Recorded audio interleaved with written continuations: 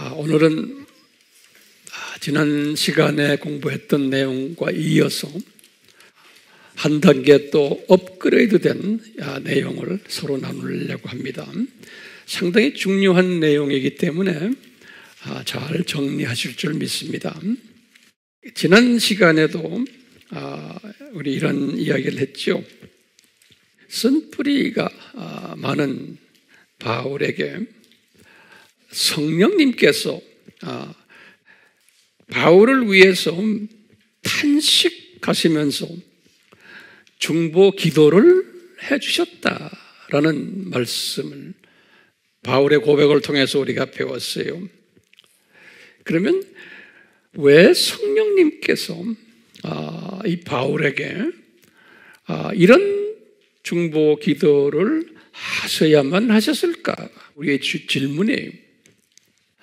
왜 딴 분들에게는 안 하시고 바울에게 이렇게 하셨을까? 라고 우리가 질문한다면 바울이 거기에 로마서에서 대답을 했어요. 8장 14절에서 바울을 영적 아들 수준으로 업그레이드 시켜 주시기 위해서다 그랬어요. 바울에게도 이 쓴뿌리들이 많이 있었기 때문에 그 쓴뿌리들을 제거하는 일을 성령님이, 보혜사 성령님이에요.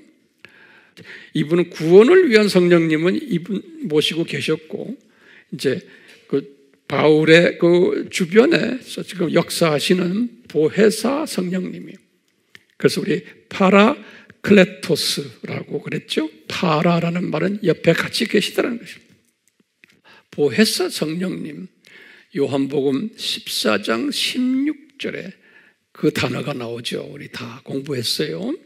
그래서 이 보혜사 성령님이 바울의 그 마음과 영 깊은 데로 내려가셔가지고 이분의 쓴뿌리들을 제거해주는 이런 이야기를 지난 시간에도 우리 공부했어요. 오늘 말씀을 우리가 이해하려면 간단하게 바울을 보면서 바울도 영적 6단계의 삶을 거쳤다는 것을 잊지 말아 주시길 바라요. 바울이라고 특별한 분이 아니었어요. 그래서 우리가 지난 시간에도 제가 잠깐 비쳤지만 오늘도 다시 한번 정리해. 바울이 겪었던 영적 6단계가 있어요. 바울의 삶 속에서 첫 번째 단계는 뭐였냐면 이분도 영적 유아기를 거쳤어요. 그게 언제냐면 이분이 개종해서 35년이에요. 주 35년 개종해서 이분이 아라비아에 3년 계셨잖아요. 그러면서 자기 고향 다소까지 도착했을 때까지 그 기간 35년에서 38년까지를 보시면 돼요. 이 3년간이 바울의 삶 속에서는 영적 유아기로 보시면 되겠어요. 이걸 잘 정리하시길 바라요. 그것이 나에게도 여러분들에게도 적용되기 때문에 그래요. 이 시스템이. 두 번째 영적 어린아이 기는 바울의 삶 속에서는 언제였냐면 다소에 도착해서 자기 고향에 38년이에요. 이분이 이 3층천 구경을 할 때까지 41년까지 다소에 도착해서 38년에 41년 3층천 방문할 때까지 그 3년을 영적 어린아이기로 보시면 되겠어요. 그리고는 영적 사춘기는 이제 다소에서 41년 3층천 구경하고 나서 이제부터 안디옥 교회에 부사역자로 초청받을 때까지 45년에 그 4년간 41년에서 45년까지를 영적 사춘기 기간이다. 이렇게 보시면 되겠어요. 예. 우리가 요 영적 유아부터 사춘기 기간을 무슨 크리스찬이라고 그랬어요? 광야의 크리스찬이다 그랬어요. 그래서 이스라엘 사람들의 역사 속에서 보여준 거예요. 그 광야의 크리스찬들은 가나안에 들어가지 못하고 거기에 살다가 다 낙원에 간 사람들이. 똑같이 이 기독교 역사 속에서도 광야의 크리스찬들, 요 세 단계의 기독교인으로서의 삶을 살다가 낙원에 가는 사람들이 대부분이, 그래서 우리가 퍼센테이지로 60%에서 80%의 이 세상에 살고 있었던 또는 살고 있는 또 앞으로 살 사람들이 요 세 단계의 삶을 살다가 천국으로 이제 가게 될 것이라는 것을 이스라엘의 역사 속에서 우리에게 보여주세요. 예. 그런데 요 광야의 기독교인들이 그렇게 됐는데 거기에서 업그레이드 된 하나님의 은혜로 기독교인들이 있었어요. 그 기독교인의 한 예가 지금 바울이에요.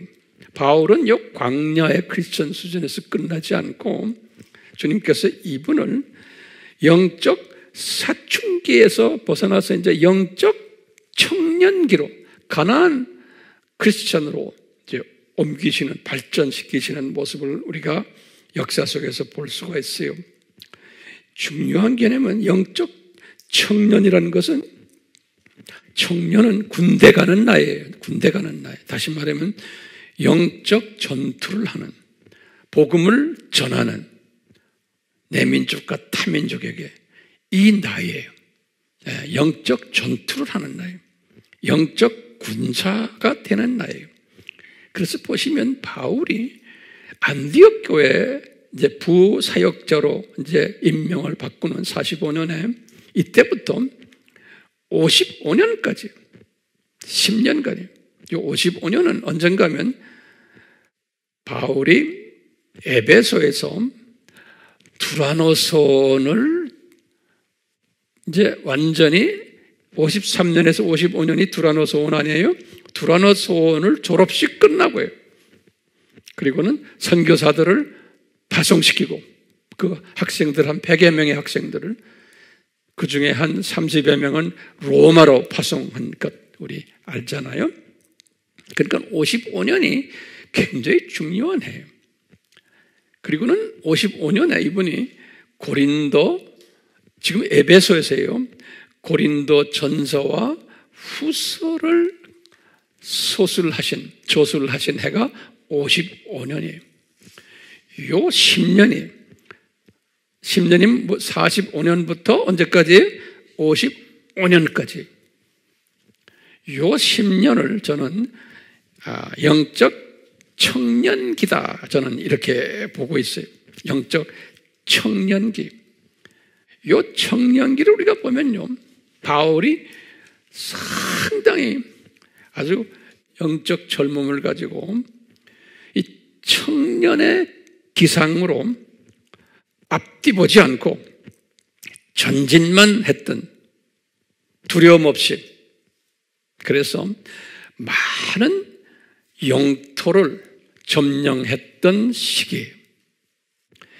이 로마 제국 복음화를 위해서 주님이 바울에게 먼저 이 파운데이션, 기초를 닦는 기간이 요 10년이었어요. 그 10년 동안 바울은 엄청난 일을 했어요. 터키 지방을 복음화했고, 그 다음에 마게도니아 지방을 복음화했고, 그리고 남쪽의 그리스 지방, 또 아가야 지방 복음화를 했던, 그러니까 이 로마 제국에서 아주 핵심 요새들을 복음화를 했던 기간이 요 10년 기간이.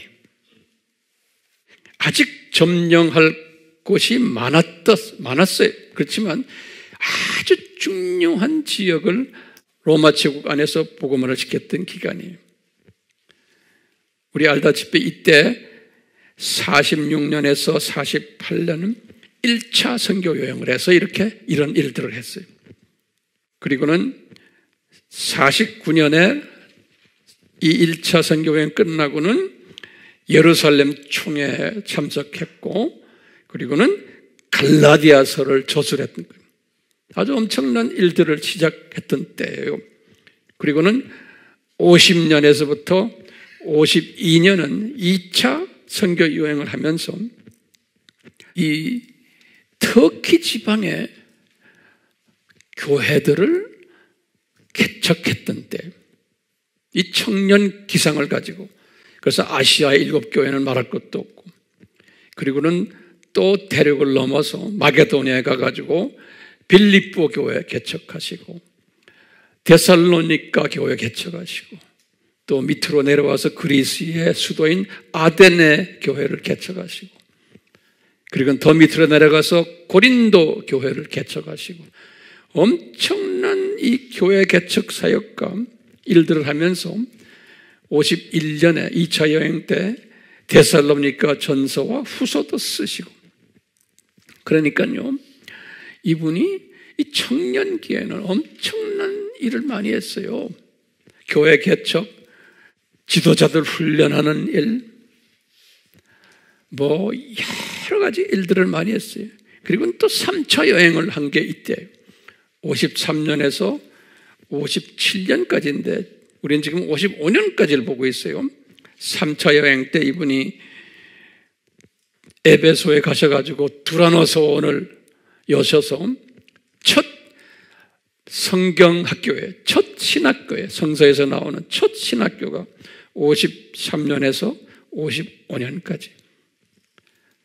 그리고는 자기가 2차 여행 때 개척했던 교회들을 다 방문하시고, 그래서 다시 훈련시키시고 격려해 주시고 이러시면서 학교 졸업식이 끝나고는 55년에 고린도 전후서를 쓰셨던 거예요. 예.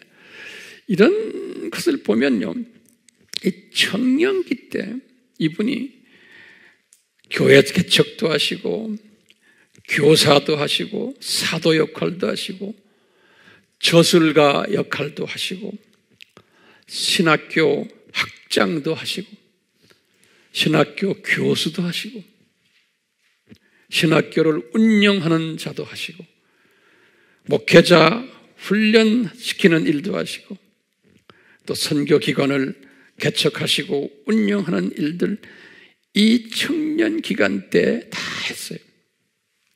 청년기간 때. 그런데 지금부터 우리가 중요한 말씀이에요.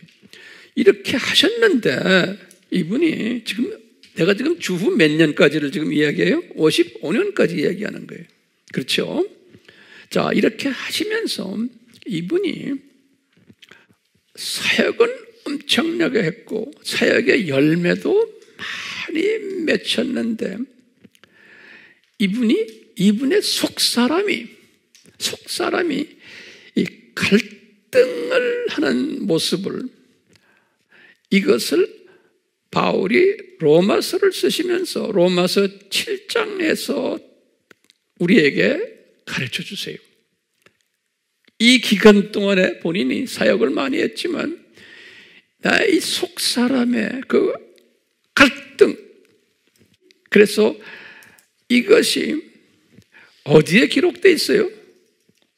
로마서 7장 21절에서 24절에 기록되어 있는 걸 우리가 다 공부했어요. 이 기록이 뭐냐? 딱 뭐냐면 내 속에 두 법이 공존한다는 거예요. 하나님의 법과 죄와 사망의 법이, 두 법이 내 속사람 속에 있다는 거예요. 이것을 우리가 어떻게 이해를 하냐면요, 하나님의 법은 성령의 9가지 열매, 그냥 쉽게 이렇게만 그냥 보셔도 되게, 다시 말하면 예수님의 성품이 내 속에 있는 거예요. 그런데 또 뭐가 있냐면 죄와 사망의 법이 있다는 거예요. 이것이 뭐예요? 쓴뿌린 거예요. 사탄의 성품도 내 속에 있다는 거예요. 그래서 바울도 이렇게 엄청난 사역을 하셨는데도 지금 55년에 지금 이렇게 엄청난 일을 쭉 해와서 본인이 참 만족스러웠는데도 이 속에는 갈등이 있었던 거예요. 내가 이렇게 사역을 많이 했는데, 이렇게 나를 통해서 복음이 많이 전파되었는데 이분 속에는 갈등이 있었던 거예요. 그래서 이분이 그랬어요. 오라, 나는 공고한 사람이다. 누가 나를 도와줄까? 그러면서 7장 23절에는 기가 막힌 말씀을 했어요.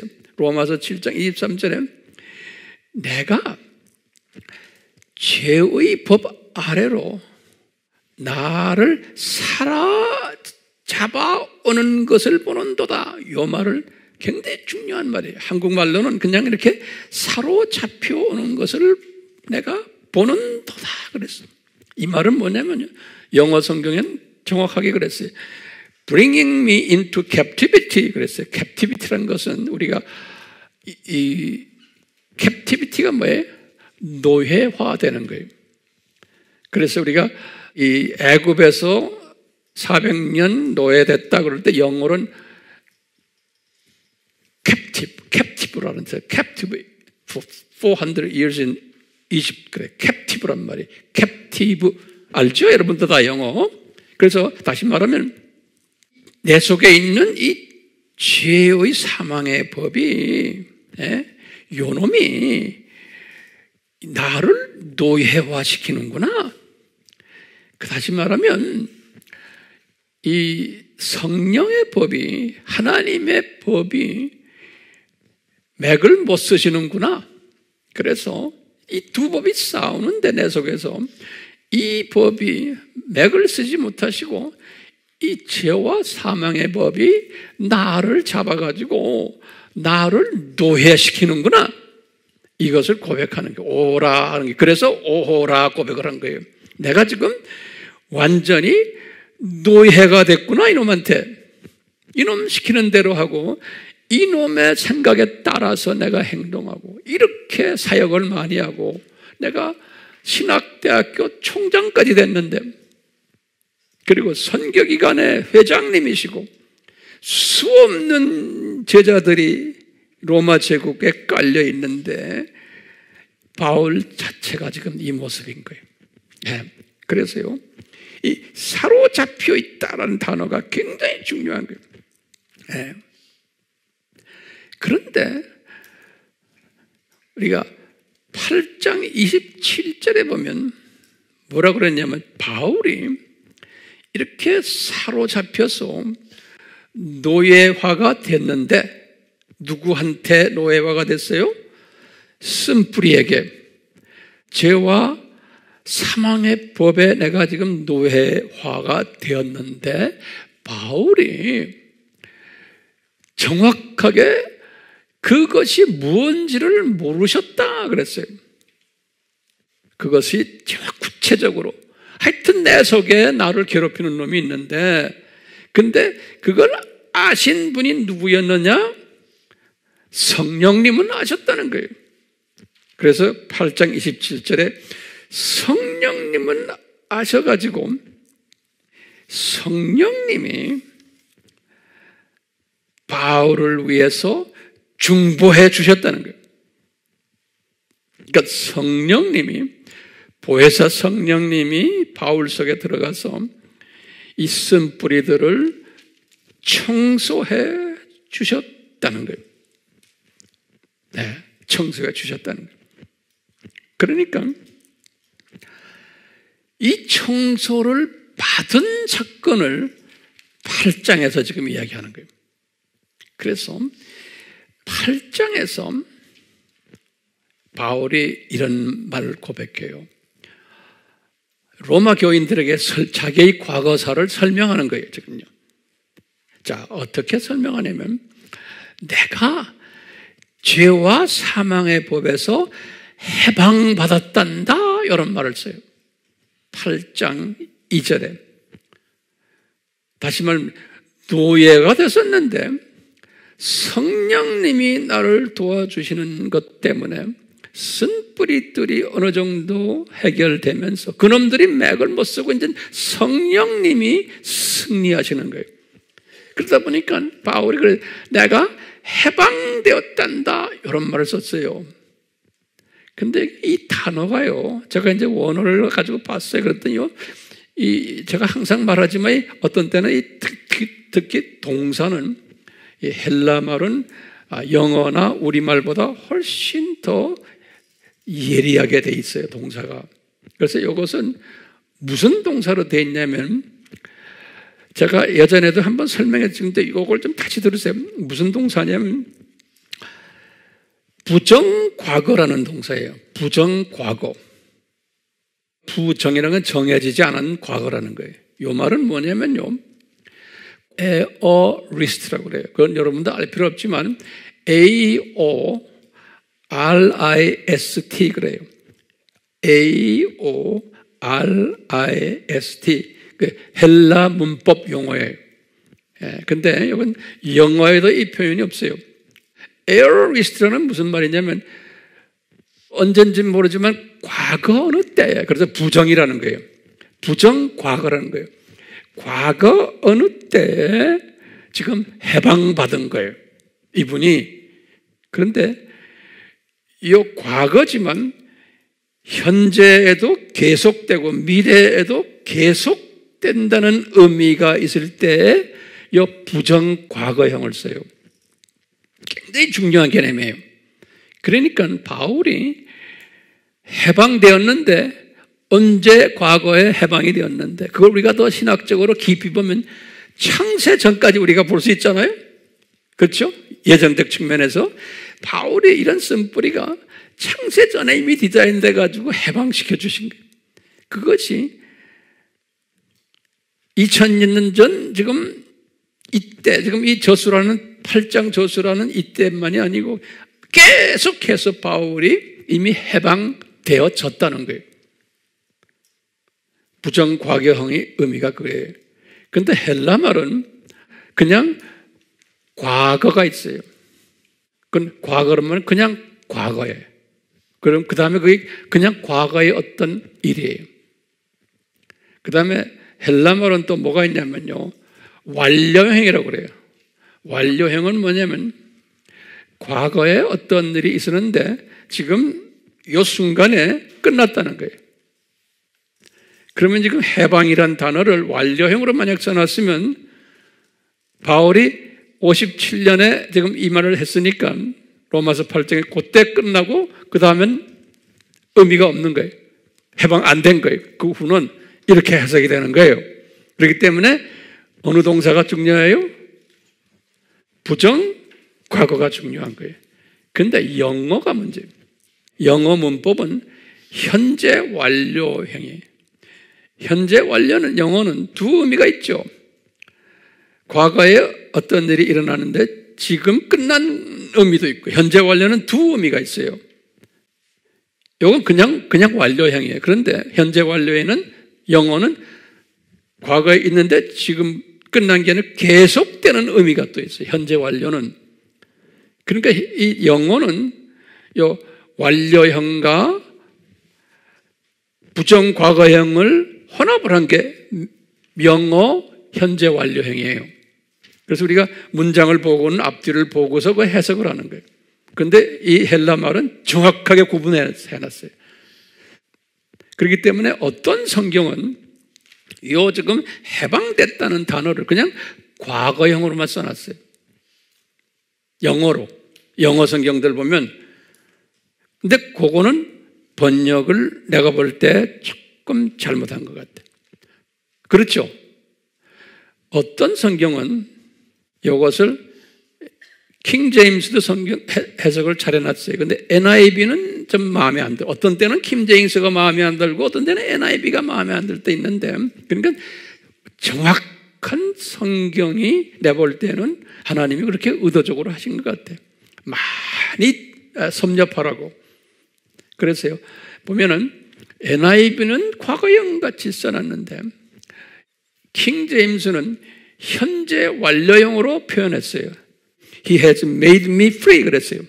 다시 말해, 이 말은 완료형을 썼지만 이걸 두 의미로 우리가 해석할 수 있죠. 영어로는. 그렇죠? 이 계속성을 나타내기 위해서는 현재 완료형이 훨씬 좋은 거예요. 그러니까 킹 제임스의 번역이 훨씬 의미가 있는 거예요. 자, 제가 지금 다시 말해요. 바울이 성령님의, 보혜사 성령님의 도움으로 이분이 지금 죄와 사망의 법에서 해방되어 버린 거예요. 그게 8장 스토리예요. 그렇기 때문에 이제는 그놈의 노예가 되지 않은 거예요. 이 말이 뭐냐면 이제 이분은 이 8장이 굉장히 중요해요. 청년기 동안에는 노예 생활을 한 거예요. 청년기 동안에는. 그렇게 사역을 많이 했는데, 그런데 이제 이분이 이 성령님의 도움으로 하나님의 아들기로 들어갔을 때, 우리가 그래서 왜 지난 시간에 그랬죠? 왜 성령님이 도우셨느냐? 그럴 때 뭐라고 그랬어요? 아들로 만들기 위해서. 그랬죠? 아들기로 들어가면서 바울에게 이 쓴뿌리들에서 해방되는 특별한 은혜를 베푸신 거예요. 우리가 지금 이런 사람이 돼야 되거든요. 그러니까 이제 바울은 이제는 오호라 오호라 안 하는 거예요. 거기에 매여가지고 항상 울고만 있지 않는 거예요. 이제는 거기에서 졸업한 사람이에요. 우리도 이런 사람이 돼야겠죠? 이제는 no more 오호란 거예요. no more 쓴뿌리와 no more 지배. no more 쓴뿌리. 그놈이 나를 지배하지 못하도록. 여기서 자유를 가지는 이것이 어느 단계예요? 아들 단계인 거예요. 그래서 아들 단계로 업그레이드 된 사람이에요. 그래서 산상수훈에서도 팔복에서도 5장 8절에 그래서 복이 있는 자는 마음이 순수한 자는 복이 있다고 그랬죠. 5장 8절에. 그리고는 뭐라고 했냐면 이제 영의 눈이 떠서 하나님을 보게 되는 거예요. 그러니까 이 쓴뿌리가 이제 쓴뿌리에서 해방당한 사람은 영의 눈이 팍 떠지는 거예요. 이 아들로 업그레이드 되면은 자기도 모르게 영의 눈이 업그레이드 되는 거예요. 그러면서 이제는 이분의 인성도 변하고 한간 인성도 보면 업그레이드 되고 감성도 업그레이드 되고 영성도 업그레이드 되고 모든 것이 업그레이드 되는 거예요. 이 영의 눈이 띄면서 이제는 오라 오라 안 하는 거예요. 그렇기 때문에 이분이 가치관도 업그레이드 되고 세상 보는 눈이에요. 세상을 보는 세계관도 인생관도 저 세상, 이 세상, 저 세상 이 관이 뚜렷해지고 교회관도 가정관도 모든 관이 이제는 저 세상 관으로 하나님의 그 원하시는 이제 쓴뿌리의 영향을 받지 않는 새로운 관으로 변하는 거예요. 이분이 이것이 언제 변했냐면 요 55년에 변한 거예요. 55년에. 다시 말하면 두라노스원 졸업식 끝나고 그리고는 55년에 고린도 전후서를 쓰시고 이때 변한 거예요.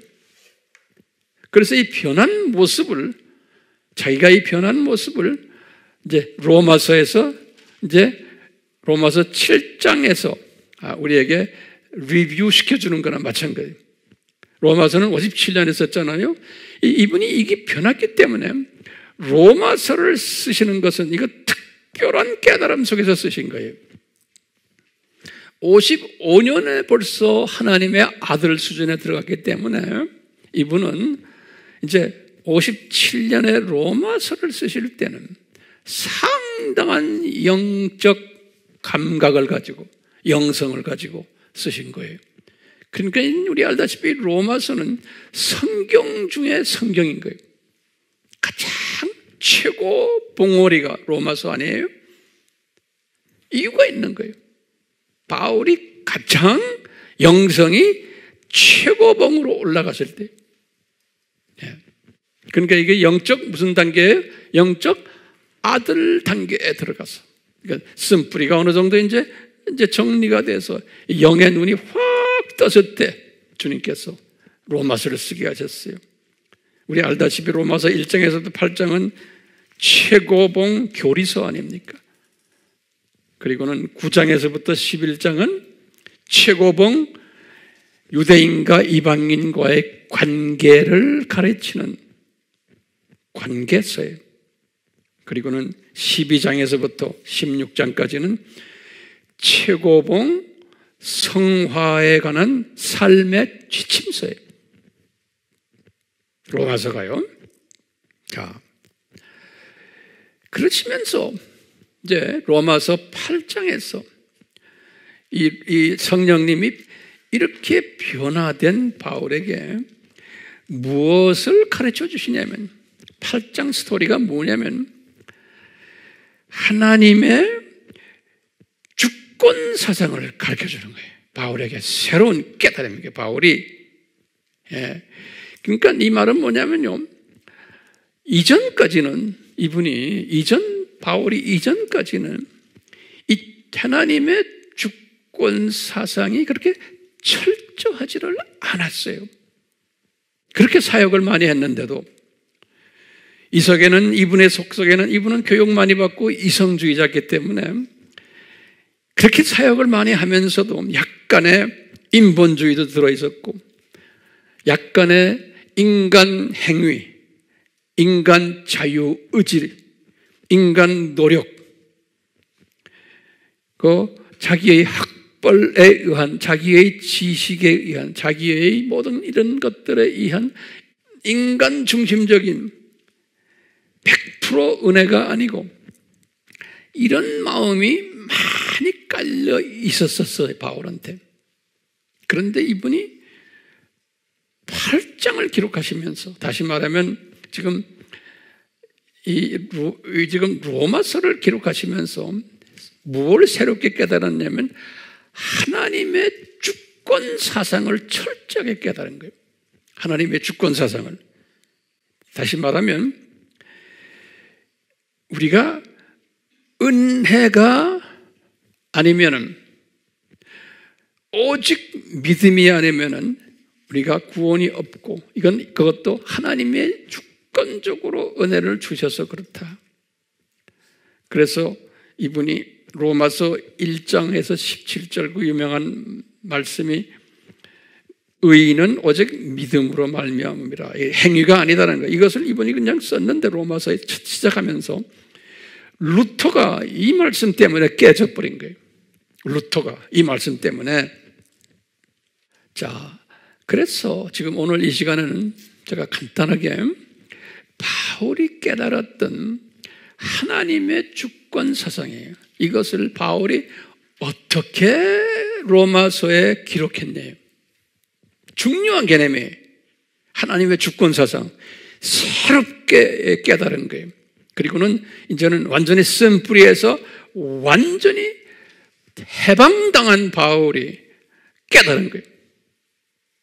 첫 번째, 4가지의 주권 사상을 바울이 깨달았는데 첫 번째가 로마서 8장 28절이 우리가 제일 좋아하는 성경 구절이 이 구절은 아들 수준이 된 사람들이 고백하는 구절이에요. 아무나가 아니에요. 우리가 알거니와 하나님을 사랑하는 자예요. 그러니까 아무나 아니에요. 기독교인이라고 다 하나님 사랑해요? 아니에요. 아들 수준 된 사람이에요. 아들 수준 된 사람이 우리가 알거니와 하나님을 사랑하는 자, 아들 수준이 된 자, 곧 그 뜻 때로 부르심을 입은 자들에게는 아들이 된 것은 하나님의 뜻을 이루시기 위해라고 말했죠, 분명히. 그렇죠?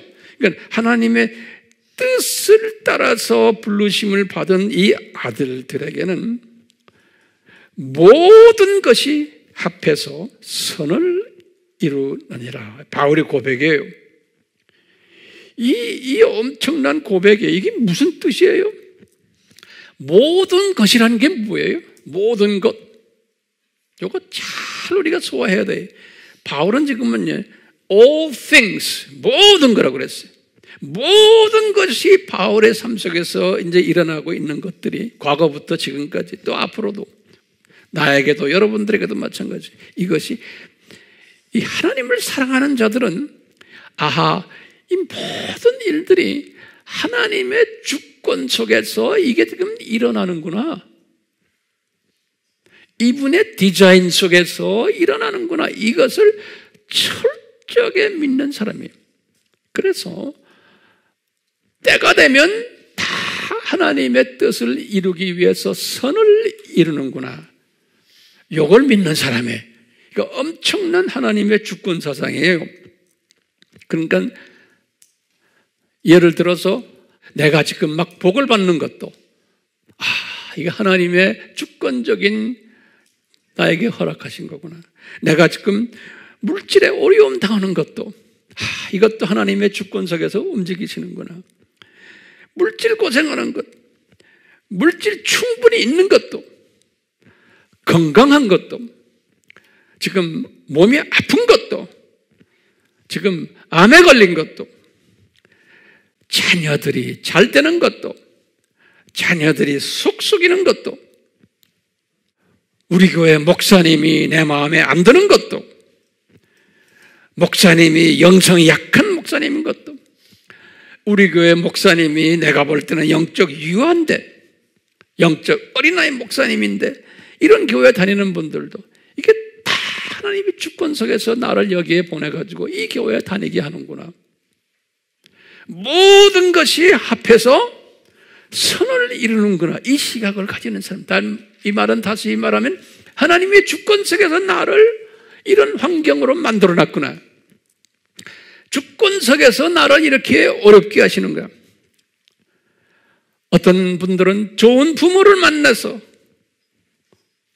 어떤 분은 또 못된 부모를 만나서, 다 어떤 분들은 좋은 대통령을 만나서 우리나라가 잘 되고, 어떤 분들은 대통령이 그냥 마음에 안 들어서, 나쁜 대통령이, 좋은 정치 지도자들이 많아서, 안 그러면 나쁜 정치 지도자들이 많아서, 이 모든 것들은 이 하나님의 주권을 가진 사람들은, 이 주권의 마음을 가진 사람들은 이 모든 것이 합해서 뭐가 된다고요?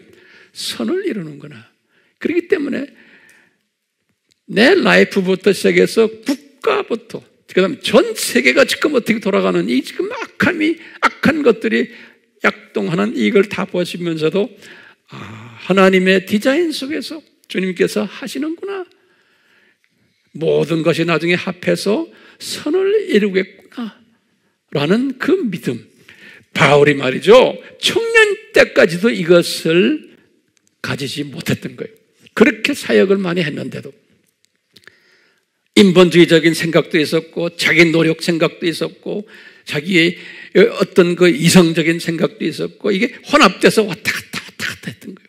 그러다가 아들 수준에 딱 가서 쓴뿌리에서 해방을 받으니까 이 영의 눈이 팍 띄어지면서 뭐가 와요? 하나님의 주권 사상이 바울을 감싸버리는 거예요. 네. 그렇기 때문에 8장 마지막에서 그랬어요. 나에게 무슨 환난이 있거나 권고가 있거나 핍박이 있거나 기근이 있거나 내가 적신이거나 위험이거나 칼이든 이놈 이것들이 나를 지배를 못한다는 거예요. 하나님의 사랑에서. 그러니까 철저한 로마서 8장 28절의 믿음을 가졌던 거예요. 어려움이 있어도 이것이 나를 지배를 못한다는 거예요. 이게 첫 번째 바울의 깨달음이에요. 바울이 어떻게 됐을 때 이것을 깨달았어요? 하나님의 아들 수준에 들어갔을 때. 하나님의 아들 수준이라는 건 무슨 말이에요? 쓴뿌리를 성령님이 해결해 주시고는 어느 정도 이제는 쓴뿌리가 나를 지배하지 못하도록 해방당한 분이에요. 오호라 이제 하지 않는 분이에요. 자, 두 번째 깨달음이 바울이 로마서 8장 29절에서 30절에 바울이 거기다가 기록해 놨어요. 이게 다 아는 거예요. 두 번째 깨달음은 뭐냐? 소위 하나님의 자녀들은 미리 아셨다는 거예요. foreknew라고. 이것도 과거형 동사를 써놨어요. 그렇지만 원어를 들여다보면 이것도 과거형이 아니에요. 부정과거로 돼 있어요. 부정과거로. 그러니까 과거에 이미 다 아셨다는 거예요. 나를 그러니까 예레미야서 1장 5절은 예레미야한테도 그랬죠. 네가 어머니 태에 형성되기 전에 내가 너를 알았다 그랬어요. 예레미야서 몇 장 몇 절이요? 1장 5절이요. 그렇기 때문에요. 이제 바울이 깨달은 게 뭐냐면 아하, 하나님의 선택된 자녀들은 어머니의 태에 형성되기 전에 삼위 하나님이 미리 아셨다라는 걸 깨달은 거예요. 그뿐 아니라 아신 사람을 미리 정하셨다는 거예요. 여기도 보면은 부정과거로 돼 있어요. 정하신 사람을 때가 되어서 부르셨다는 거예요. 이것도 부정과거로 돼 있어요. 다 과거로 돼 있어요. 과거형. 미래형이 아니에요. 그리고는 나중에 의롭게 하셨다. 영화롭게 하셨다. 이거 다 과거인데 부정과거로 돼 있어요. 미리 다 과거에 해놓으셨다는 거예요. 그래서 때가 되면 현재에 나타난다는 거예요. 그러니까 이게 엄청난, 우리가 지금 쉽게 말할 때 예정론이라고 그러죠. 예? 이 예정론, 하나님의 전적인 주권적 예정론이 나나 여러분들이나 바울이나 어머니 태 속에 있기 전에 미리 다 이렇게 디자인하셨구나. 부정과거형으로 되어 있어요. 그래서 지금까지 계속 이것이 영향을 주는구나. 요거에. 이것을 우리가 칼빈주의라고 그러잖아요. 그런데 이 사상을 수용할 만한 사람이 되려면 적어도 아들 수준의 믿음으로 은혜를 받아야 되는 거예요. 아들 수준의 믿음으로 은혜를 받지 못하면 바울도 그 전에는 이 사상을 자기의 이 편지 속에 구체적으로 이렇게 표현하지 않았어요. 그러니까 바울도 이렇게 구체적으로 표현한 것은 아들 수준이 됐을 때 성령님이 이 아들에게 정확하게 설명해 준 거예요. 로마서 8장에서. 그렇기 때문에 저나 여러분들, 우리 교인들은 괜찮지만 영상으로 보는 분들 중에서도 나 그거 소화를 못하겠어요. 어떻게 미리 다 디자인했으면, 그러면 할 수 없는 거예요. 왜냐? 이분들은 아들 수준 이 전 단계의 분임이 틀림없는 거예요. 다 하나님의 자녀지만 그만큼 영적 통찰력을 주지를 않으신 거예요. 바울도 이것을 다 경험하시면서 지금 쓰신 거예요. 그렇기 때문에 제가 지금 이렇게 설명하는 것이 그냥 이게 설명이 아니고 저는 시간적 차원, 역사적 차원, 바울의 그 인생 그 스토리를 쭉 설명하면서 성경 말씀을 가지면서 내가 지금 설명하고 있죠. 그렇죠? 자, 이 두 번째 깨달음, 첫 번째 깨달음이 뭐였어요? 8장 28절이에요. 두 번째 깨달음이 지금 하나님의 전적인 주권 사상을 이야기하는 게 8장 29절에서 30절이에요. 자, 세 번째 깨달음이 뭐였냐면 그 유명한 로마서 9장에서부터 11장이에요. 즉 8장까지 쓰시곤 그 다음에 바울이 계속해서 9장에서 11장이에요. 바울의 깨달음이 뭐였냐면 아하, 내가 과거에는 그러니까 아들 되기 전에는 내가 우리 예수님께 불평을 했습니다. 뭘 불평했냐? 어느 정도 인과관계 또는 인본주의적 또는 자유의지 중심적 사상을 가지고 계셨던 거예요. 왜? 예수님, 과거에는 제가요, 우리 민족을 왜 이렇게 눈 감겨놨습니까? 우리 민족이 얼마나 열심히 2000년 동안 과거에 예수님을 증거했는데, 그런데 왜 내 민족을 이렇게 이 복음을 잘 받지 않게 만드십니까? 이거 우리 로마서 9장 3절이죠? 요 사상은 무슨 사상이에요? 요 사상은 아들 되기 전에 가졌던 바울의 사상이었어요. 열심히 했으면 대가가 있어야 되지 않습니까? 열심히 한 내 민족을 왜 이렇게 눈 감겨놓고 불이익을 주십니까?예요. 바울 사상이었어요. 대부분의 우리 기독교인들이 이 사상 가지고 있어요. 예? 열심히 했는데, 그러니까 이런 사상 가진 사람은 영적 유아, 어린아이, 그 다음에 뭐예요? 사춘기, 청년까지 이런 사상을 가지고 있는 거예요. 대부분 다시 말하면 기독교인의 한 80% 전후에 대부분의 사람들은 다 이 사상 가지고 있어요. 바울도 그 사상을 가졌던 거예요. 영적 발전 과정 속에서. 그런데 이분이 지금 아들 수준으로 딱 해서 보니까 성령님이 이 아들에게 가르쳐 주시는 거예요. 야야, 너 로마서 써라. 로마서 9장, 10장, 11장 써라. 그러시면서 뭐라고 그랬어요? 9장에 와서는 내 민족을 왜 이렇게 하십니까? 그러니까 예수님께서 바울에게 그 유명한 하나님의 주권 사상을 거기다가 설명해 주는 거 알죠? 9장 6절에서부터 23절에 보면 그 주권 사상이, 예? 내가 토기장이 얘도 들어주시고 그러는 거예요. 내가 야곱과 에서 중에 내가 야곱을 일방적으로 사랑했단다. 바로 왕을 내가 일방적으로 내가 완악하게 만들었단다. 이러면서 주권 사상을 설명해 주는 게 9장 이하가 아닙니까? 똑같이 주권적으로 내가 계획이 있기 때문에 너희 민족 이스라엘 사람들은 눈을 감긴다. 그래가지고 이방인들을 내가 쫙 눈뜨게 해준 다음에 나중에 때가 되면은 내가 너희 민족 눈뜨게 해줄게. 이방인의 충만한 숫자가 찼을 때에 이 말씀이 우리 다 공부한 말씀이죠. 이것을 우리가 그리스도의 신비라 그랬지. 바울이 에베소서 3장 4절에 그리스도의 신비다 그랬어요.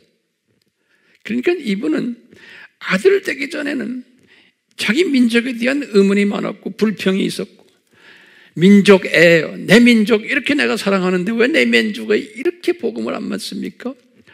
이분이 이성적인 크리스찬이었어요. 이 아들 되기 전에는 인간적 차원이 강했던 분이에요. 또 하나님은 사랑이신데 왜 이러십니까? 하나님은 공의로우신데 왜 이러십니까? 하나님은 전지하시고 전능하신 분이신데 왜 이러십니까? 무소부재하신 분이신데 왜 이러십니까? 이러시면서 하나님의 이 모든 정체성을 가지고서 의문을 제기했던 바울이에요. 어느 때까지요? 아들 되기 전까지. 그렇기 때문에 이런 의문을 제기하는 분들이 대부분의 크리스찬이라는 것을 우리한테 보여주는 거예요. 그렇기 때문에 우리 주변에 대부분의 크리스찬들이 아들 수준까지 안 간 크리스찬들은 이런 걸 가지고서 의문을 제기하고 하게 되어 있는 거예요.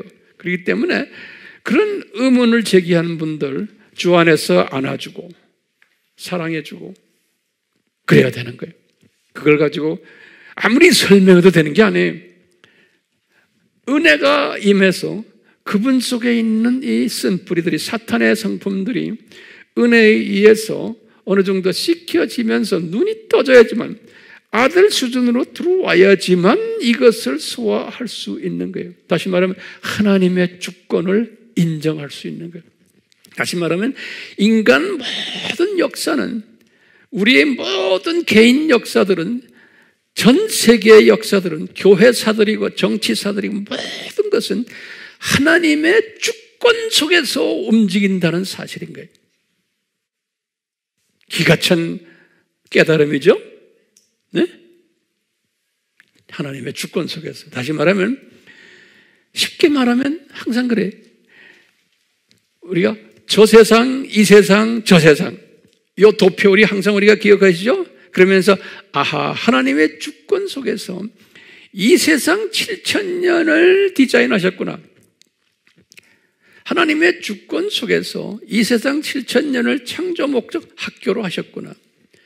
하나님의 주권 속에서 창세전에 이미 예수 그리스도가 이 세상에 내려오셔서 이 창조 목적 학교의 교장이 됐을 것을 디자인하셨구나. 그리고는 부교장으로 사탄과 그 똘마니들이 이제 나쁜 교사로 존재하실 것을 7,000년 동안, 그러다가 때가 되면 다 이제 잡아다가 불못에 던질 것을 하나님이 다 디자인하셨구나. 이것을 하나님의 주권 속에서 디자인하셨구나.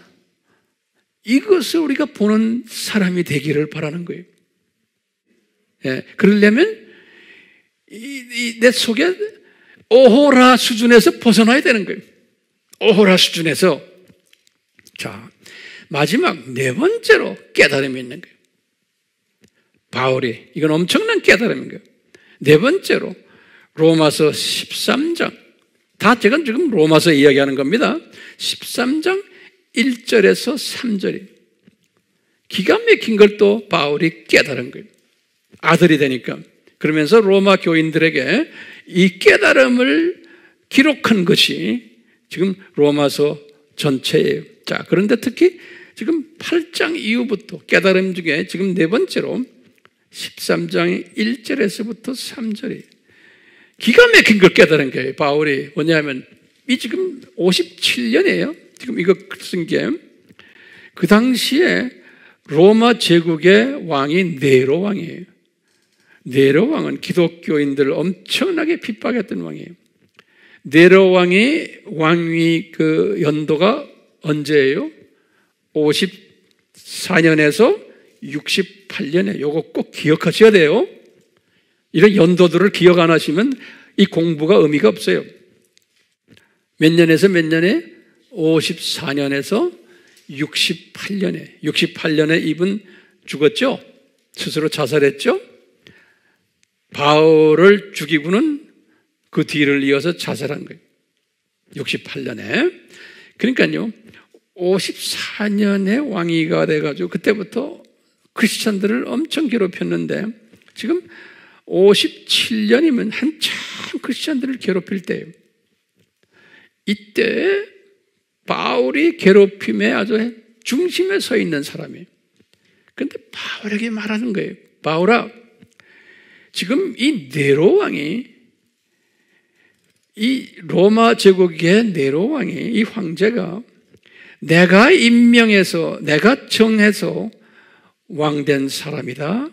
그렇기 때문에 너 그 사람 거역하면은 나 하나님의 율례를, 법령을, 제도를 거역하는 거기 때문에 너 한국말로는 저주를 받게 된다 그랬는데 이걸 이 원어를 보면 크리마라는 단어에서 크리마, 요거는 저주보다는 판단을 받게 된다. 이렇게 해석을 하면, 재해석을 하면 돼요. 네로 왕은 내가 세운 왕이다. 내가 세운 왕이기 때문에 너 그 사람 건드리지 말아라. 너 그 사람 거역하면은 너는 내가 너에게 판단을 하겠다. 그러므로 그 다음에 중요한 게 있어요. 3절에 보면요, 이 네로 왕 다스리는 자에게 요 사람이 네가 이 사람을 반대를 하면은, 이 사람에 대해서 반기를 들고 데모하고 자꾸 이러면은 요 사람이 너희들을 괴롭힐 거라는 거예요. 그래서 너희들이 이 세상에 보낸 것은 그 사람한테 반대하라고 지금 신앙생활 하는 게 아니다. 내가 주권적으로 그 사람을 세웠기 때문에 너희들은 그 사람을 위해서 기도하되, 네로 왕이 크리스찬들이 복음 전하는 일에, 로마 제국 복음화하는 일에 방해하지 않도록 기도해 주라는 거예요. 왜? 네로 왕이 이 악한 왕 노릇을 하면서 로마 제국을 많이 넓히는 일을 하는 거예요. 왜냐? 곧 넓혀놓으면 하이웨이도 깔아주고 나라도 많이 넓혀, 북아프리카부터 해서 중동, 유럽 전체를 넓혀놓으니까 언어도 단일 언어로 만들어 놓고 문화도 단일권을 만들어 놓으면 크리스찬들이 로마 제국을 복음화하는데 밑거름 준비해 주는 일을 지금 이 왕이, 악한 왕이 하고 있단다. 주님이 이 세상을 지금 만들어 놓은 목적이 뭐예요? 예수님이 땅끝까지 가서 예수 그리스도를 전파하는 게 아니에요. 이게 인간 역사예요. 그러니까 이 역사를 이루시기 위해서 내가 악한 왕을 세워가지고, 이 악한 왕이 이렇게 할 터인데 그 사람 내가 임명한 자다. 그렇기 때문에 그 사람 하야하라고 소리 지르고는 안 된다. 그대로 놔도 하나님의 때가 되면, 내 때가 되면 그 사람 내가 걷어간다. 그렇기 때문에 이 사람이 너희들 열심히 나를 섬기라고 가끔가다 내가 그 사람을 사용해가지고 너희들을 건드릴 거다. 그렇지만 이 사람을 위해서 기도해 줘라는 거예요. 안 그러면 이 사람을 건드리면 너희들 복음 전하는데 이 사람들이 방해할 거라는 거예요. 그래서 편안하게 복음 전하는 일을 하려면 네로 왕을 건드리지 말아라라는 거예요. 근데 이것은 하나님의 주권이에요. 그렇기 때문에 바울이 기가 막힌 게, 요 아들 수준이 됐을 때 요 신비를 깨달은 거예요. 그런데 바울이 신기하게도 요 아들 전, 그 기간 동안에는 그분 편지에 봐도 반정부 이야기를 하질 않았어요. 그렇지만 이렇게 지금 로마서 13장처럼 자세한 말도 하질 않았어요. 그냥 복음만 열심히 전했어요, 바울이. 성령님이 바울에게 그런 거예요. 왜? 만약에 청년기 때 복음 열심히 전할 때 네로 왕에 대해서 막 욕을 하고 다니면 이 사람 못해요. 그러니까 성령님이 그걸 못하게 막아버렸어요. 제 말 잘 소화하세요? 예수님 보세요. 예수님도 33년 동안 로마 황제에 대한 부정적인 이야기 한마디도 하지 않았어요. 예수님도. 그리고는 이 바리새인들이 와가지고 물어보는 거예요. 세금을 우리가 어떻게 합니까? 노아 황제한테 내야 됩니까? 그건 나쁜 놈한테. 그러니까 내라는, 가이사의 것은 가이사에게 내라는 거예요. 그러니까 이 로마 정권의 악한 정권이지만 예수님도 인정하고 그대로 돈 내라는 거예요. 이 말은 뭐냐면 예수님께서 내가 플랜에 의해서, 나의 주권적 플랜에 의해서 내가 이 로마 제국을 세웠고 악한 왕들을 세워놨다는 거예요. 이 역사관을 가져야 되는 거예요. 이 역사관은 바울처럼 하나님 아들 수준으로 올라왔을 때에 이 역사관을 가질 수가 있는 거예요. 그렇기 때문에 대부분의 크리스찬은 이 역사관을 가지지 못해요. 인간 중심적인 역사관을 가지고 있어요. 바울도 그쪽 사람들이었었어요.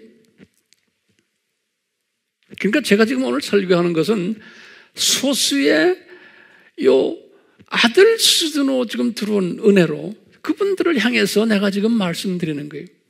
예. 주님께서요, 바울에게 그러는 거예요. 바울아, 이제 네가 아들 수준이 언제냐면, 아들 수준이 언제부터 시작했어요? 55년부터 이분이 제가 볼 때는 감옥에서 나온 게 62년이, 그렇죠?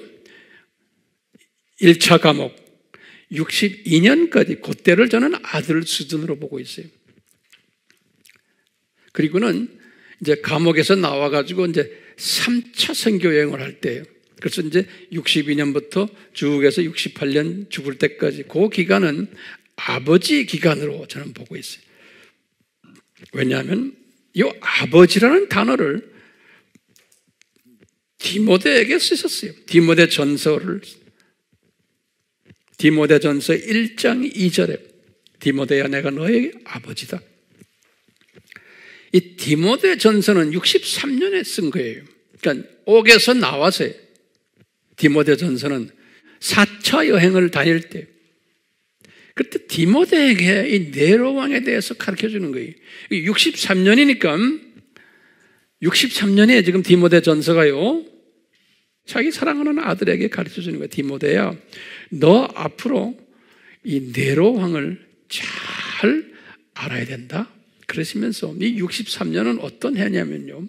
네로 왕이 로마 도시를 화재를 일으켰던 해예요. 그래서 자기가 해놓고도 기독교인들이 했다 그래가지고 기독교인들을 엄청 많이 순교시킨 것이 63년이 로마 화재 사건.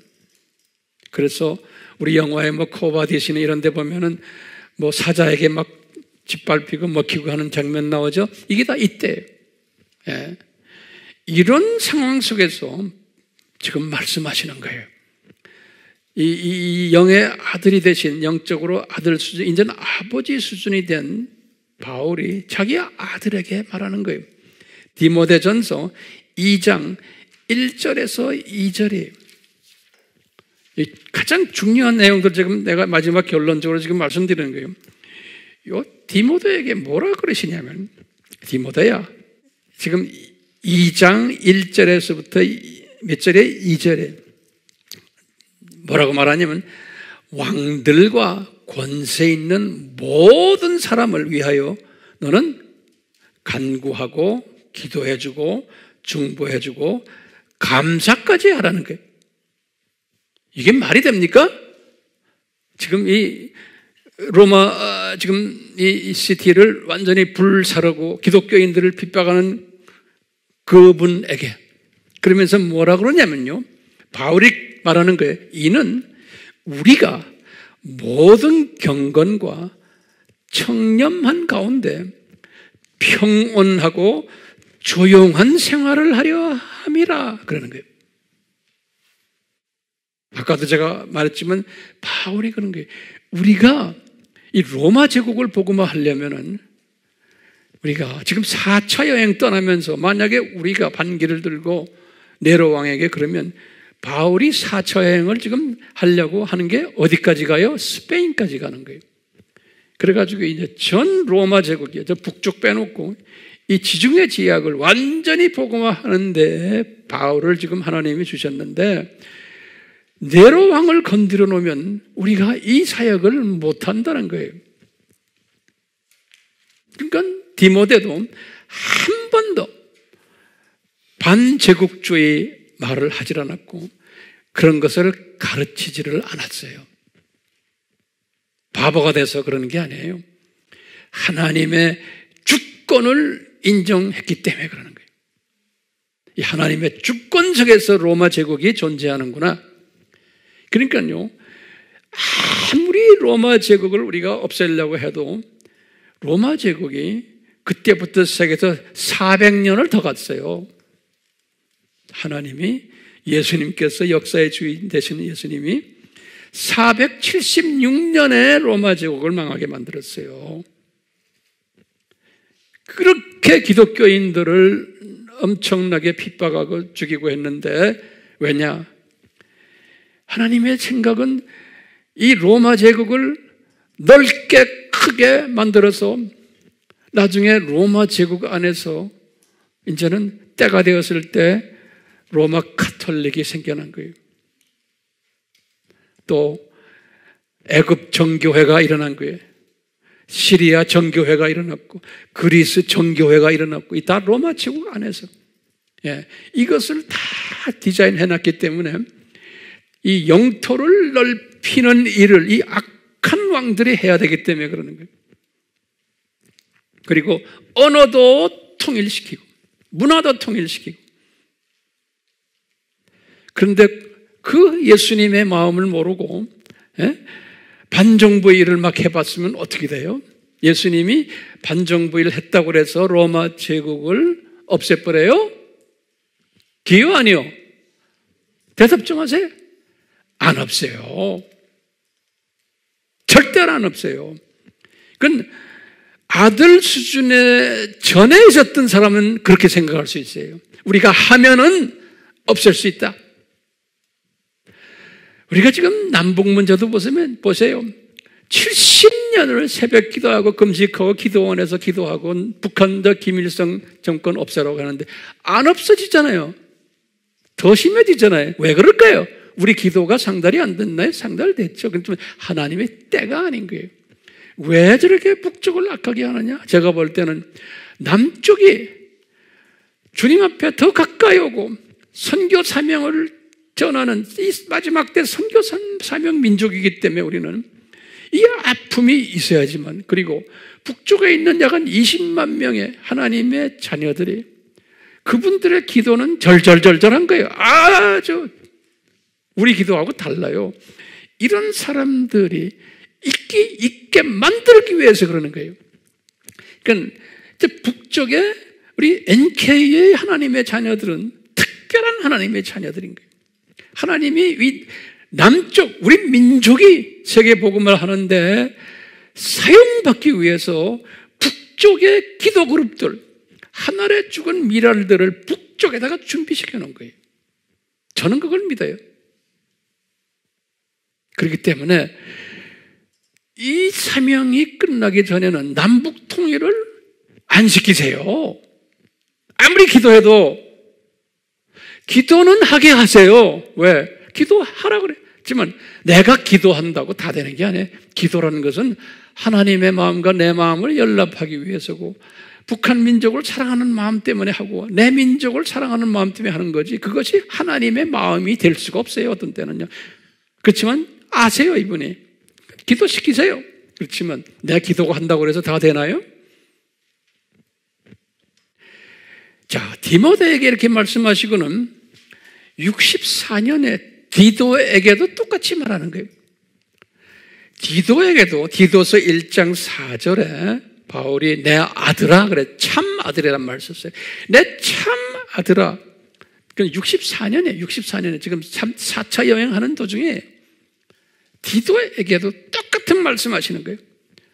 디도서 3장 1절에서 2절이 이 로마 제국에 의해서 로마 2년 감옥 생활까지 한 바울이 절대로 부정적인 이야기를 안 하는 거예요.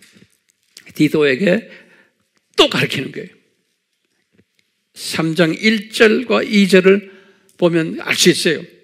1절에 뭐라고 했냐면 너희들은 이 권세자들을, 이 정사자들을 일깨워서 하되 너희들이 그분들에게 복종해라. 그리고 로마 제국의 관리들을 그분들에게 순종해라. 그럼으로써 이 사람들이 너희들의 그 선한 모습을 보고는 너희들을 괴롭히지 않을 거라는 거예요. 그러니까 이분들에게 비방하지 말고 말다툼하지 말고 이분들에게 유순하게 온유함으로 보여주라는 거예요. 이게 하나님의 주권을 깨달은, 다시 말하면 로마 제국을 하나님의 주권 속에서 세우셔가지고 이 일을 하신다는 것을 깨달은 바울이 가르치는 거예요. 나중에 베드로도 이것을 깨달았어요. 베드로는 주후 64년에 베드로 전서 후서는 64년에 65년에 이분이 십자가에 거꾸로 매달려서 순교당했어요. 순교 1년 전에 베드로가 자기 영적 제자들이 본도, 갈라디아, 갑바도기아, 아시아, 비두기아에 있는 자기 제자들에게 로마 제국에 관한 이야기를 해주는 거예요. 엄청난 핍박 가운데, 왜냐? 64년이 바로 전해 63년에 로마 도시 화재 사건이 있었고, 거기에 가장 핍박의 제일 머리에 있었던 분이 베드로예요. 베드로가 최고 지도자였기 때문에 예루살렘에서, 그렇기 때문에 바울은 바깥으로 돌았던 분이시고 베드로는 예루살렘에서 최고 교계의 지도자였어요. 그러니까 베드로가 엄청 핍박을 받은 거예요. 이 핍박 가운데 자기 흩어져 있는 자기 예루살렘 교회 출신들이 본도, 갈라디아, 갑바도기아, 아시아, 비두기아에 있는 제자들에게 이 핍박 가운데 이런 말을 하는 거예요. 얘들아, 너희들 로마 도시 화재 사건 봤지? 그리고 나를 괴롭히는 거 알지?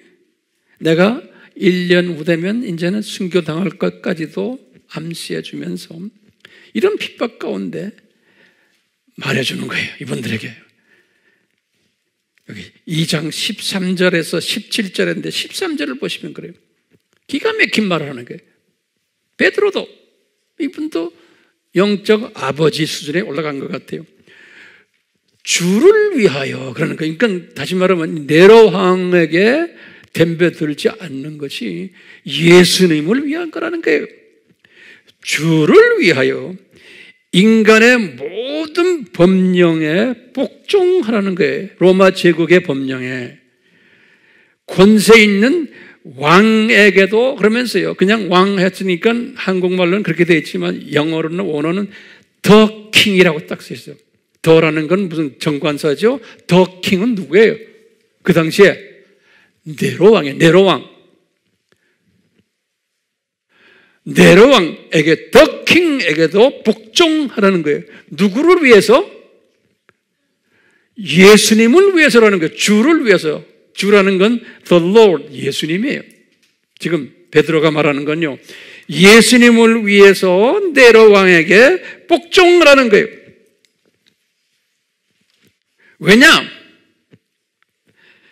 이 관리들은, 이 네로 왕 밑에 있는 관리들은 내가 보내가지고 악한 자들을 벌하고 선한 자들에게 칭찬해 주라고 만들어 놓은 로마 제국의 관리들이라는 거예요.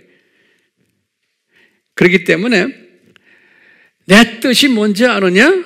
15절에 그랬어요. 하나님의 뜻은 너희가 이 네로 왕과 그 관리들에게 선을 행하고, 이 어리석은 자들이지만 이분들을 잠잠하게 만들려고 그러는 거다 그러는 거예요. 15절에. 예. 너희들이 16절에 그랬어요. 이런 부분에서 자유로운 사람들이다. 반정부 데모도 할 수 있고 안 할 수 있다. 그렇지만 그렇게 하면 만약에 하나님의 뜻에서 어긋나는 일 하면은 너희들이 문제가 생긴단다. 그러는 거예요. 그렇기 때문에 이 제국 안에 있는 왕이나 모든 관리들, 이런 사람들을 존경하라는 거예요. 그리고 이들을 사랑해주고, 그것이 하나님을 두려워하는 거라는 거예요. 엄청난 말을 해요. 그렇기 때문에 이 왕을 17절 마지막에 그랬어요. 네로 왕을 존경하라고 딱 써놨어요. Honor the king 그랬어요. Honor the king이에요. 네로 왕이에요. 왜요? 예수님의 입장에서는 네로 왕이 지가 좋아서 왕된 게 아니에요. 지가 재즈 피워서 왕된 게 아니에요. 누가 네로를 왕을 시켰어요? 예수님이 시킨 거예요. 그건 예수님의 종이에요. 모든 권세는 예수님이 세우신 분이에요. 그렇기 때문에 바로 왕도 출애굽기 7장 3절에 보면 예수님이 세워가지고 예수님이 그 왕의 마음을 완악하게 하셨어요. 느부갓네살 왕도 예레미야 43장 10절에 예수님의 종이라 그랬어요. 느부갓네살 왕도 지가 잘나서 지가 똑똑해서 그렇게 바벨론 제국의 황제가 돼서 우리 사랑하는 하나님의 자녀들을 고생시킨 게 지가 잘나서가 아니라는 게 예수님이 다 주권적으로 다 하셨다는 거예요. 예레미야 43장 10절에 내 종이다 그랬어요. 여호와께서. 뿐만 아니라 고레스 왕도 이사야서 45장 1절에 여호와께서 예수님께서 내가 기름 부은 종이라는 거예요. 다 이방 왕들이. 그렇기 때문에 이사야에게 말씀하셨어요. 45장 7절에 내가 어두움도 내가 창조했고 파괴자도 창조했고 이사야서 54장 16절에 다 예수님께서 디자인하시고 창조하셨다는 거예요. 그리고 운행하신다는 거예요. 그렇기 때문에 제가 결론적인 말씀이 우리가 대부분의 크리스천들은 유아부터 시작해서 쭉 해서 청년기까지 하나님의 일들을 나름대로 열심히들 하지만 대부분의 크리스천들은 요 바울도 그랬지만 악한 왕들에 대한 생각을 그냥 이성적으로 또는 윤리적으로 또는 도덕적으로 인간 이성적 차원에서 악한 왕들을 보고는 그렇게 반응을 하는 거예요. 예수 안 믿는 사람은 말할 것도 없고요. 예수 믿는 사람들도 그렇게 하게 되어 있는 거예요. 그런데 왜냐? 하나님의 주권 사상이 약하기 때문에 그 수준까지는 주권 사상이 약했기 때문에 그렇지만 하나님이 특별히 바울 같은 사람을 보면 하나님의 아들 수준이 되기 전에도 반정부 이야기를 안 하도록 그분의 입을 막아버렸어요. 기가 막히게. 네. 왜? 장차 하나님의 주권 이야기를 해야 되기 때문에 만약에 해버렸으면 이분이 문제가 생겨요. 그렇기 때문에요. 우리는요. 대부분의 크리스천들은 하나님이 세우신 악한 왕이라도 악한 행동을 하면은 대부분의 크리스천들은 반기를 들게끔 되어 있는 거예요. 왜요? 하나님의 주권 사상이 약하기 때문에 인간의 책임 사상이 크고 인간의 자유의지 사상이 크기 때문에 이 세상을 그냥 보고는 악한 사람들 예컨대 우리나라의 입장도 보면요. 예전에 이승만 정권도 이승만이 부정선거 때문에 그분은 뭐 부정선거 제가 그 당시에 살았으니까요. 제가 이승만 그분이 4.19 때 제가 고등학교 3학년이었어요. 그러니까 잘 알았어요. 그 데모에 저도 나갔던 사람이에요. 종로 그 안국동 그 내거리 있죠? 거기에. 그래서 우리 클래스메이트 중에 한 사람이 총에 맞아 죽었어요. 그 바로 그 내거리에서. 그런데 보세요. 데모를 했기 때문에 이승만 씨가 그만둔 게요.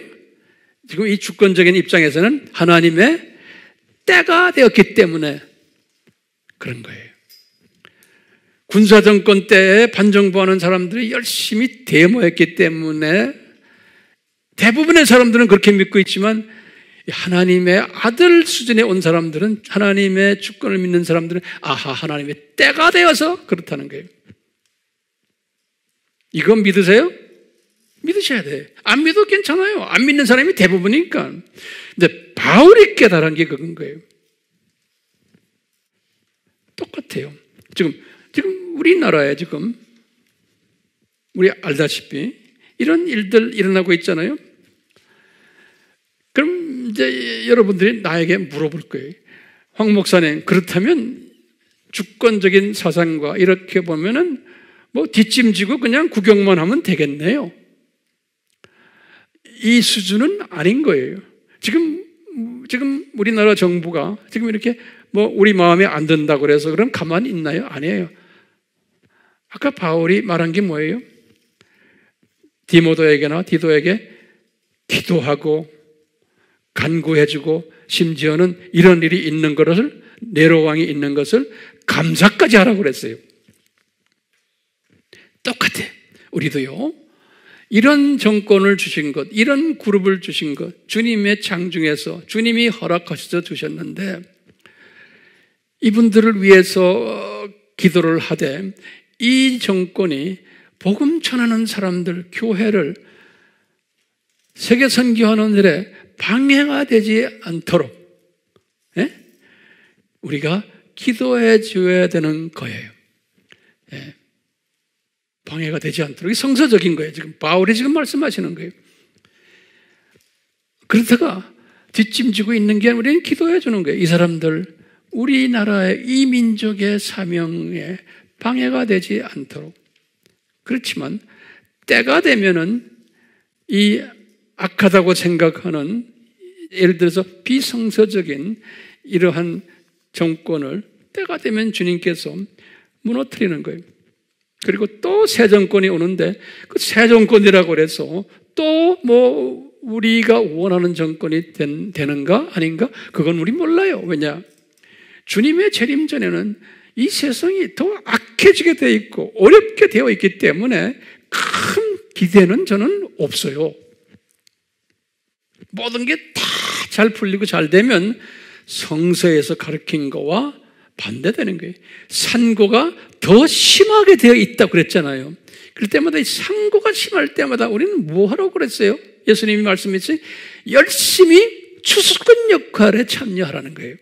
그래서 여러분들은 직접 나가지 않더라도 우리에게 주어진 이방 추수꾼 사역자들을 위해서 기도에 동참하는 일은 해야 되잖아요.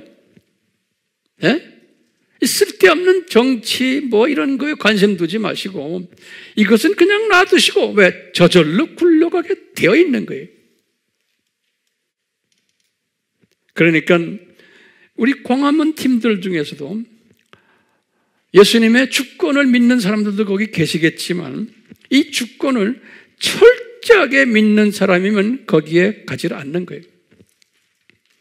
역사의 철저한 주관자가 이 민족의 앞날을 주관하고 계실 터인데 거기 가서 데모를 하고 거기 가서 소리 지르고 하는 것은 내가 해야지만 된다고 하는 책임의심 때문에 그런 거예요.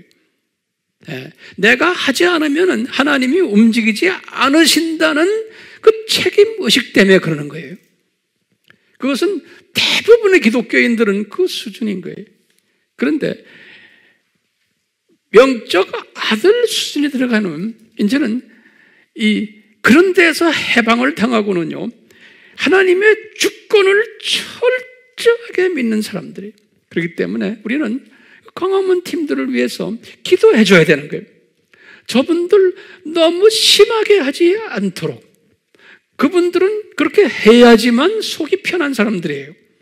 그렇기 때문에 그분들 열심히 하라고 그러고 주 안에서요, 주님이 다 사랑하는 분들이에요. 그렇지만 이분들이 했다고 해서 하나님이 때를 당기는 게 아니잖아요. 그렇지만 하도록 하되 너무 심하게 하지 않도록 우리 기도해 줘야 되는 거예요. 왜요? 심하게 해서 우리가 복음 전하는 일에 방해자로, 우리의 방해자로 이 정부가 나타나면 교회 문도 닫아라 그러고 선교사도 나가지 못하게 하고 복음 전하는 것도 못하게 하고 이래 놓으면 이게 방해가 되잖아요. 그렇기 때문에 우리가 복음 전하는 일에 방해 역할을 하지 않게 하기 위해서, 우리가 편하게 복음을 전할 수 있도록 하기 위해서는 우리가 이 정부를 향해서 기도해주고, 주님이 때가 되면 이 정부를 끝나게 하고 또 다음 정부가 올 터인데 그 다음 정부가 더 기독교에 방해되는 정부가 될 가능성도 있는 거예요. 우리가 몰라요. 그런데 성서적인 의미에서 보면은 더 어려운 정부가 올 가능성이 훨씬 더 많은 거예요. 왜? 산고가 더 심하게 돼 있는 거예요. 너희들이 미움받게 돼 있는 거예요. 너희들이, 우리 크리스천들이. 주님이 저에게 깨닫게 하신 것을 제가 그냥 외친 것뿐이에요. 그렇기 때문에 이 광화문 팀도 마찬가지. 우리가 그분들을 위해서 우리가 이렇게 기도해 주면서, 우리 전 목사님도 훌륭한 분 아니세요? 해주면서 전 목사님이 이렇게 함으로써 하나님의 자녀들이 이 세상이 악한 세상이구나라는 것을 노출시켜주는 일을 하는 일만 잘 하시면 되는 거예요. 그러기 위해서 우리가 전 목사님을 위해서 기도해 주는 거예요. 너무 심하게 하지 않도록. 그래서 이 대결 구도가 되지 않도록 바울이 그렇게 가르쳐 줬어요, 우리한테. 성령님이. 그렇죠? 예수님 이 어려운 주제를 바울에게 가르쳐 주셨는데, 바울 시대보다 지금이 별 차 없습니다. 네로 왕 때 더 심했습니다. 주님, 우리에게 이 성서적 지혜를 주셔서 우리가 이 세대에 어떻게 주님을 섬겨야 될지, 또 주님이 왜 이런 어려움을 주셨는지를 우리가 잘 깨닫고 거기에 답은 분명합니다. 주님, 마지막 때의 추수 역할에 우리가 동참하는, 직접 가지 못하더라도 기도로, 물질로, 또 다른 방법으로 여기에 동참하는 한 분 한 분 되도록 주님, 성령님 인도해 주시고, 또 주변에 많은 형제 자매들에게도 이 주님의 뜻을 잘 나눠줌으로 마지막 때 추수꾼의 사명을 감당하는 자들이 주변에 많이 나오도록 저희들을 통해서 역사하시고 주님 기쁨 받으시고 영광 홀로 받아 주시옵소서. 예수님의 이름으로 기도드리옵나이다. 아멘.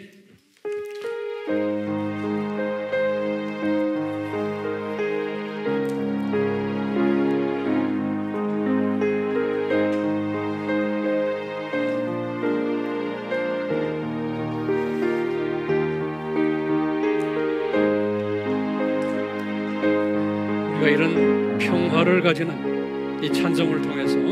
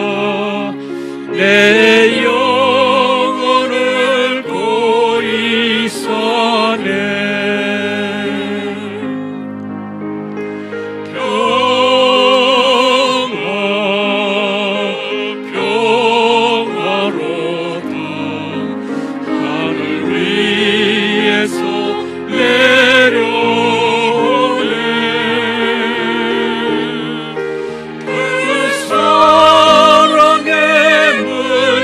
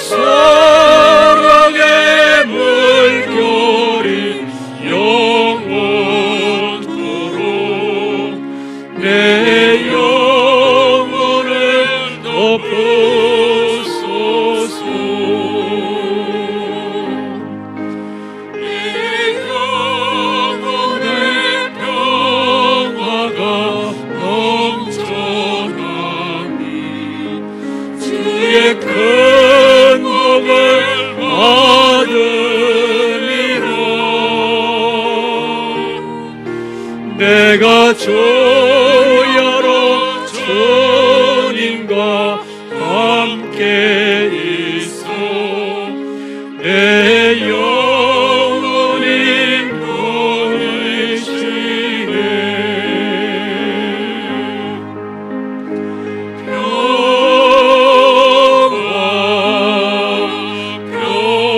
평화로다 하늘 위에서 내려오니 그 사랑의 물결이 영원토록 내 영혼을 덮으소서. 이 땅 위에 험하게 걸은 동안 참된 평화가 어디 있나. 우리 모두가 예수를 친구 삼아 참 평화를 누리겠네.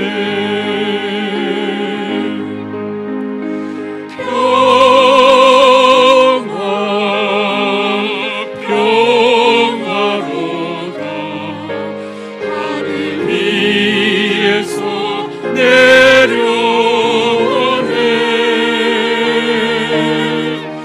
그 사랑의 물결이 영원토록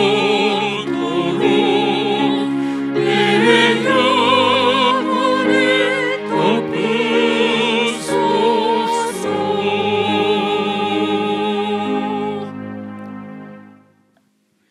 예수 그리스도의 은혜와 아버지의 극진하신 사랑하심과 성령님의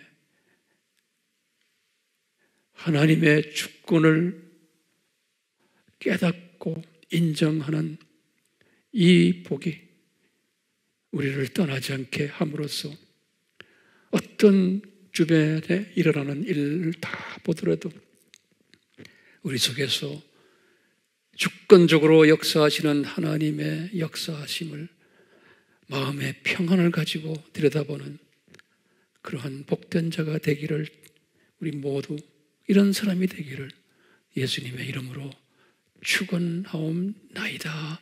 아멘.